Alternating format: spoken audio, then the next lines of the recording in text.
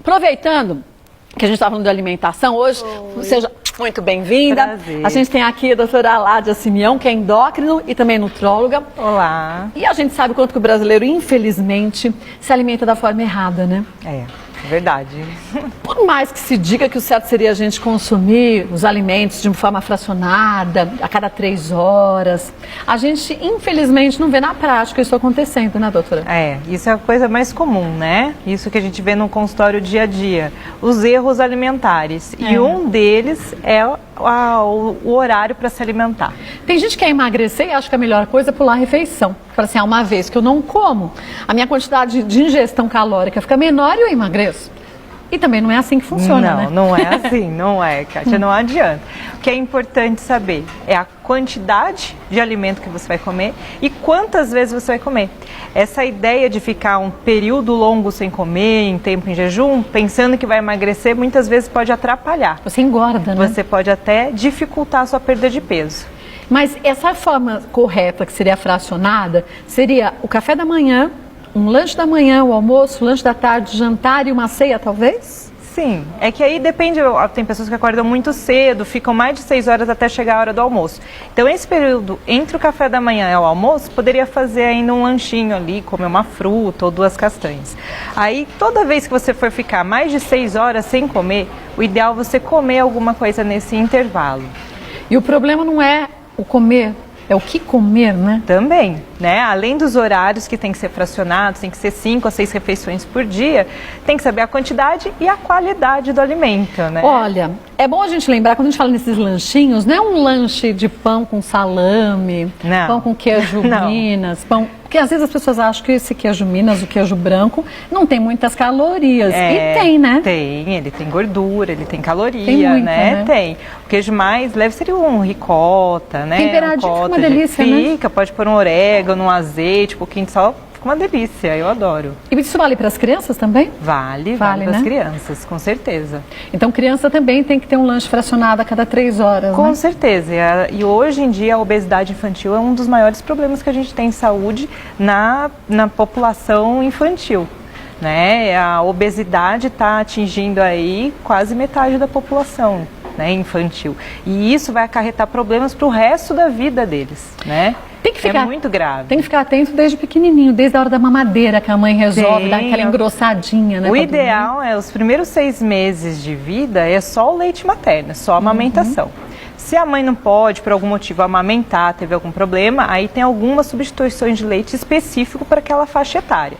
A partir dos 6 meses, aí começa a introduzir os alimentos, água, frutinha, algum legume. Mas até os 6 meses, o alimento mais completo é o leite materno.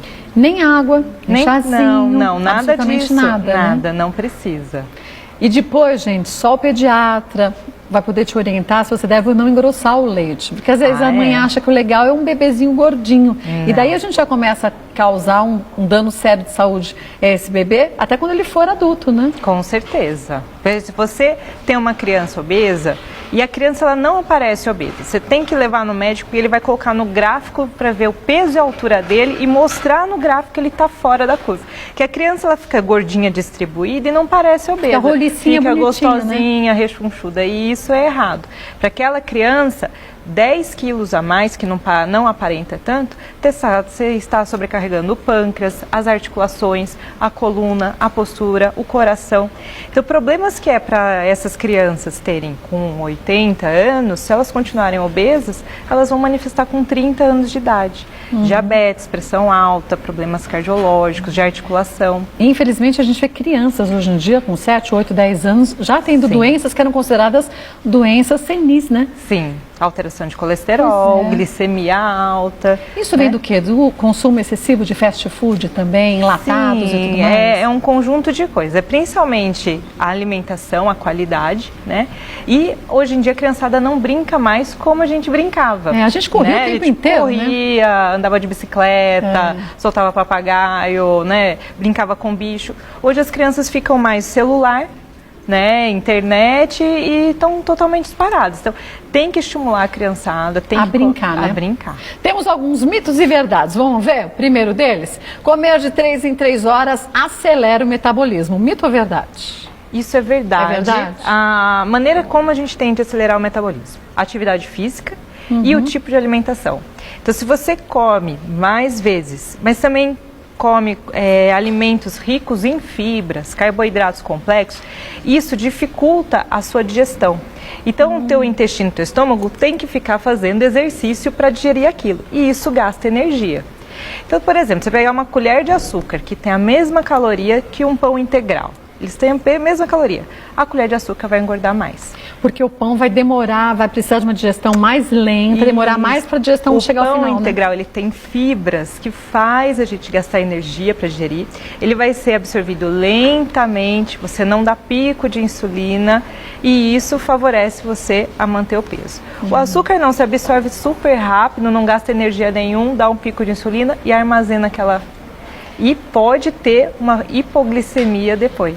Ah, sim, é como o suco de laranja, né? É. Toma um suco de laranja, dá o pico de açúcar, de glicemia, e logo depois ele cai rapidinho. Por isso que a gente tende a ter mais vontade de comer doce depois, né? Isso, e aí você vai comer de novo doce, vai fazendo esse ciclo aí, vai engordando. E vai aumentando principalmente a circunferência abdominal, né? É. Vamos para mais um mito ou verdade? Vamos ver a próxima. Desânimo e mau hálito podem ser consequências de períodos longos de jejum.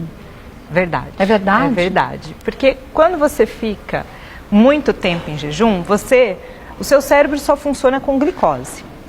Se você não está consumindo a glicose, você vai ter que produzir essa glicose, senão seu cérebro não funciona. Então você já pode ter dor de cabeça, tontura, né, mau humor. E para produzir essa glicose, você libera uma série de hormônios que vai te retirar músculo e gordura para levar para o fígado para produzir essa glicose. Então isso produz algumas substâncias que são os corpos cetônicos que podem causar mau hálito. Então, também por esse motivo a gente tem que ficar... Até se você percebe que alguém da sua família ou algum amigo tá assim, fala, dá um toque, né? Isso é comum quando a gente encontra pacientes com diabetes descompensado também. Só que no mecanismo dele, às vezes ele nem está em período longo de jejum, mas é pela falta de insulina. E aí ele começa a produzir esses corpos cetônicos também e fica com aquele hálito que a gente fala mais de... cetônico mesmo. É porque é bem característico mesmo, um mau hálito diferente de qualquer outro problema, né? Vamos ver mais um mito ou verdade. Alimentação fracionada evita episódios de hipoglicemia. Sim, verdade, evita, né? É verdade, né? A alimentação fracionada e aquilo que a gente falou, né, Kátia? Se for com carboidratos complexos que tem fibra, ou fruta também que é rico em fibra, né? Você pode acrescentar uma aveia que é rico em fibra. Você vai absorvendo lentamente, você não tem aquele pico de insulina que vai cair a glicose depois.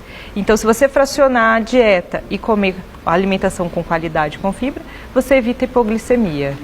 Bom, mais um mito ou verdade? Vamos ver qual é o próximo. Ficar em jejum limita o fornecimento de glicose para o cérebro devido às baixas taxas de nutrientes no sangue. Sim, é o que eu falei. O cérebro, ele é chatinho, ele só funciona com glicose. Os outros órgãos ainda usam outras substâncias como fonte de energia.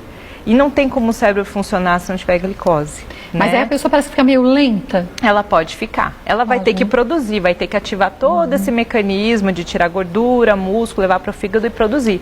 Mas não é de uma forma natural, tão adequada. Né? Se ela for ficando por muito tempo, uma hora esse mecanismo também pode se esgotar. Porque até sobrecarrega os outros órgãos também, né? Sim, sim. Vai sobrecarregar. Temos algumas dúvidas de telespectadoras. Vamos para a primeira delas, do Valnei, de Americana.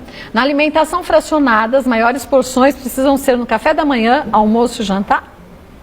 Sim, o ideal seria a maior refeição. Apesar que na janta, se você está querendo perder peso, então aí você pode, né, dar uma diminuída no carboidrato, não exagerar, porque você logo, se for uma janta mais próxima da hora de você dormir, você não vai gastar tanta energia, né? Então nesse horário você pode diminuir um pouco. O café da manhã, às vezes a gente não precisa fazer uma refeição muito grande, porque nesse horário a gente está liberando hormônios que ainda mantêm uma glicemia mais alta. Por isso que às vezes tem gente que não tem tanta fome de manhã. Né? Mas a hora do almoço, acho que é a refeição principal mesmo. Né? E quanto mais colorido o prato, aquela história que todo mundo sabe, poucas pessoas colocam em prática, melhor, né? Sim, sim, Kátia. Tem que variar bem as cores, porque aí você vai adquirir todas as vitaminas, minerais que você precisa para fornecer matéria-prima para o seu corpo funcionar. Né? E aquele cansaço em excesso, às vezes, aquele desânimo, já é um sinal que o corpo já está com uma baixa de nutrientes. Um dos fatores de cansaço, de fadiga, pode ser uma má alimentação. Porque se você come só alimentos, às vezes, industrializados, cheio de conservantes, que tem baixa quantidade de vitamina e minerais, pode começar a faltar para o seu corpo. Então, é comum a gente pegar, às vezes, paciente obeso, obesos mórbidos mesmo, e quando você vai avaliar os exames, anemia, deficiência de vitamina B12, uma série de deficiências de nutrientes. Muito alimento sem quantidade de nutrientes muita adequada, gordura, né? muito açúcar, muito carboidrato, muita massa, mais as vitaminas e minerais que precisa para o corpo funcionar, não tem. Aí são gordos e desnutridos, né? É isso que acontece. Vamos ver aqui da Pietra, de São Paulo. Os sucos podem ser considerados como uma das refeições da alimentação fracionada? Pode ser considerado, então até se for esse suco verde que hoje em dia está bem na moda, você vai pôr uma folha de couve, um pedacinho de gengibre, uma maçã e você acrescentar aí uma linhaça, uma chia, fica uma boa refeição, né? Tem fonte de proteína, vitamina, mineral. Agora, for só um suco de limão, baixa caloria, é mais para refrescar, né? Então, tem ali um pouquinho de vitamina C, mas não vai nutrir tanto. Ou esses de pozinho, que tem uma quantidade bem grande de sódio também, né? Também. E outra coisa, esses sucos, às vezes, de caixinha, industrializados, tem uma grande quantidade de açúcar. Então, você vai até ficar saciado, mas às vezes não tem tanto nutriente se você fizer com a fruta e vai engordar. Então, depende do suco. Né? Deixa eu te perguntar uma coisa, tem muitos mitos, né, em torno de alguns alimentos. Eu acho que em torno do sódio, não sei se é mito, se algumas coisas são verdades. Dizem que ele não só faz a gente reter mais líquido e aumentar a pressão, mas que ele interfere também na absorção do cálcio. Isso é verdade ou não? Pode interferir, pode? Né? Então, se você exagera muito no sal, é um dos fatores que o cálcio pode estar diminuído. E o adoçante também, por exemplo, de um refrigerante diet, ou é outro componente do refrigerante que faz, a gente até se alimenta direitinho de cálcio, mas esse cálcio não consegue se fixar nos ossos. O que acontece? Olha, o metabolismo do cálcio envolve uma série de coisas, né? E uma das coisas que hoje é o que mais falta para a gente absorver cálcio é deficiência de vitamina D, que é um hormônio que a gente produz tomando sol.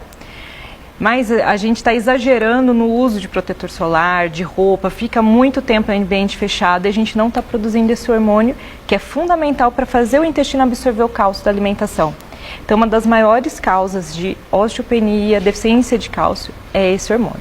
Aí, entre outras coisas, deficiência de magnésio, a menopausa que abaixa o estradiol, a obesidade, esse hormônio, a vitamina D, se deposita no tecido adiposo e você não tem no sangue para absorver o cálcio. Então, ele não chega para o sangue, Não chega. Então, tem uma série de fatores que pode alterar o metabolismo do cálcio. Não é brincadeira, e o sódio, excesso de sódio também. Também, né? Vamos ver mais uma dúvida aqui de quem é? Da Sueli de Manaus. Quem malha precisa fazer quantas refeições por dia? Volto e a gente já responde para você, viu, Sueli?